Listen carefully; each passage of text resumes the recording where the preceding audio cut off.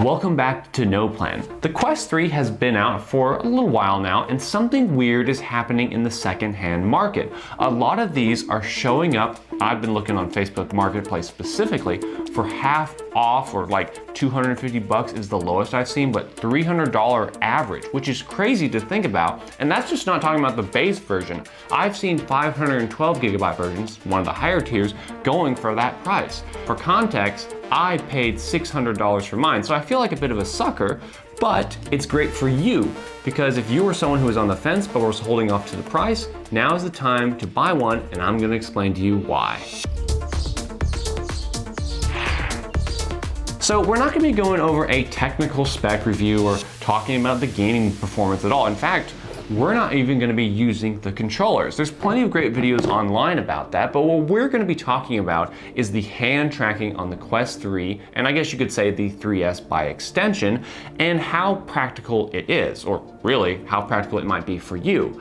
Let's say you wanted to, use this thing as a TV, or you want to use it to work on a vehicle. How well does it perform in low light, bright light situations? That's what I want to show you. Before we even get into it, one of the first things you want to do is get a new strap. The original strap that comes with the Quest 3 sucks. It basically slipped off my head constantly. Even not doing like Beat Saber or something like that, it just did not hold my head well. This one right here was about $25 on Amazon. It adjusts right here for your head. It also adjusts right here. Very comfortable. It's honestly the best. It's also got a nice pad right here, and you can get ones that have an extended battery pack as well. Granted, they're not 25 bucks, they're more like $75, but those add an extra hour or two to the Quest 3, which is really its biggest downside in my opinion, is the battery life. This only gets about 2 to 3 hours depending on what you're doing, sometimes less if you're doing a lot of intensive activities. So for starters, one of the best things about the Quest 3 is that it's a projector or massive television on the go.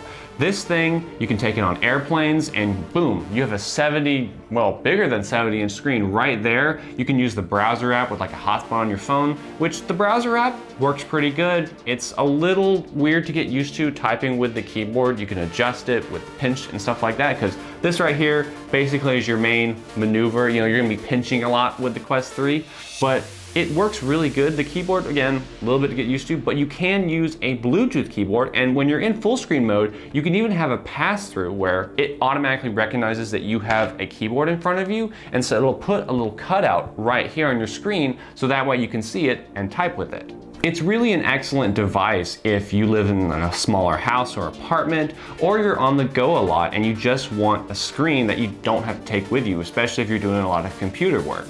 And that's where the HDMI Link app comes in. The HDMI Link is an app you go to the App Store to install. It's not something that's in the settings on it. That did confuse me. But really, in order to utilize it, you need to get one of these HDMI capture cards off Amazon. This one was about 25 bucks. It's got an HDMI port right here. It actually has a Type-C port, which is great because you can plug in your Type-C charging cable and have the Quest 3 be charging while you're using it, because you will be using a lot of battery. And then you just pop off this USB-A to reveal the Type-C, and you just plug that right into your headset right there. Then of course you connect the HDMI link to your computer, and then you go to the app, go through the default settings, nothing special, and boom, you are connected to your computer. And here's the thing about it. You do not need to be connected to Wi-Fi on either device to use the HDMI link. Secondly, the device you're connecting to does not need to have any Oculus, or really it's Meta software. I keep calling it Oculus because that's what it'll always be to me. It doesn't need to have any of that software on it, which is fantastic. You can plug it into a Linux computer. It's gonna work just fine. It's really cool, and it's really painless. That's one of my favorite parts, is that you can do all of this offline. You do not have to be connected to the internet. And that really changes the game, because what you can also get is a HDMI to Type-C cable. You plug this into the capture card, and guess what? You can plug this Type-C cable into a handheld device like a Steam Deck, and then your little Steam Deck screen can now, boom, it's a big projector screen, and you have the ultimate mobile gaming setup, which is something we're gonna be talking about in the future. The HDMI link capabilities of the Quest 3 is honestly one of the biggest selling points for me, because while you also can use it as a standalone VR console and also use the browser, being able to connect to a laptop or handheld is honestly fantastic, because especially like I said before, if you're on the go a lot, you're tired of looking at a little laptop screen, do work on you need a big screen when you're doing a lot of complicated stuff. This is the perfect solution, and it saves you so much time from having to carry a big screen, especially something like this, not that you ever would, but you get my point. Now, let's talk about hand tracking.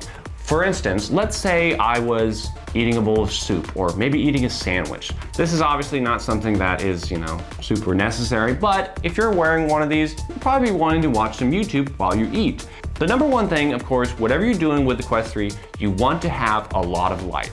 Low light means that it's gonna start to lose tracking. You'll see kind of your hands flicker. It's gonna kind of glitch out. It's not like super nauseating at all, but it's definitely gonna be a uncomfortable experience to say the least. So you wanna make sure you have plenty of light, and you also have to be aware of what you're doing with your hands. Because if you're making lots of sort of movements like this right here in your face, where it can clearly, like all three of these sensors can see it, it's gonna pause your video, it's gonna throw it all around, it's gonna be a little buggy, and also, if you're doing things fast, it's gonna be even worse. The best thing I can suggest to you for the hand tracking, specifically if let's say you're eating, is to eat lower or to be slower in your movements. Let's say I'm working on my toilet.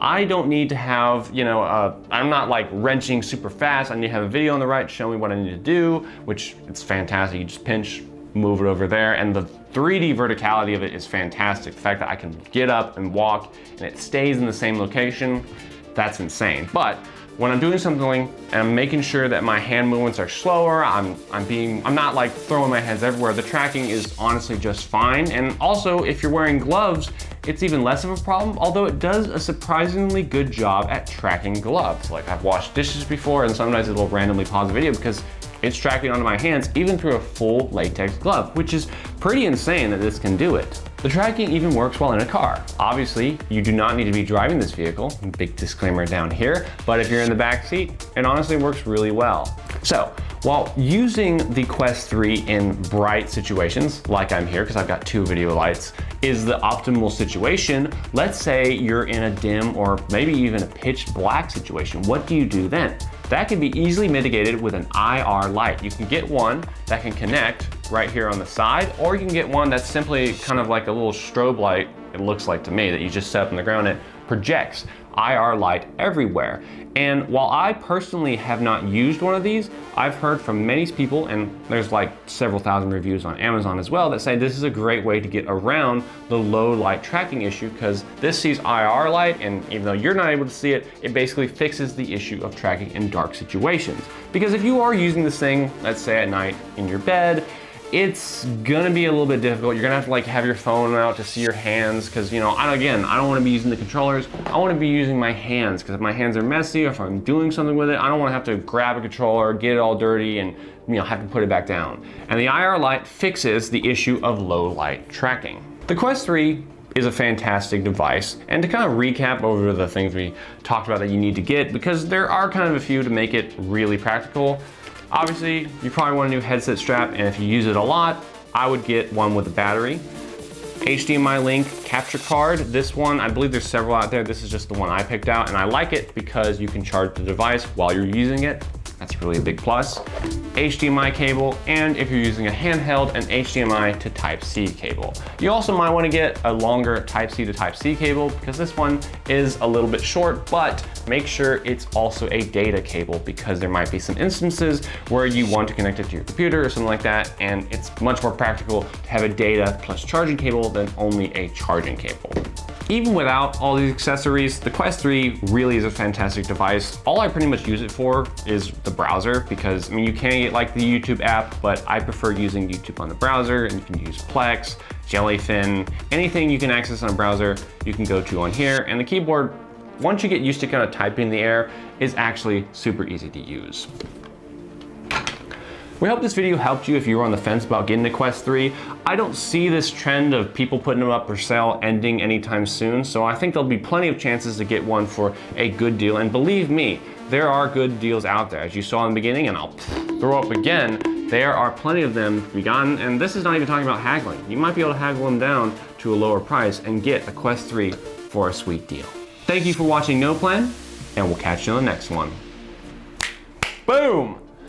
I like that. I like that much better. Dude, that is Dude, okay.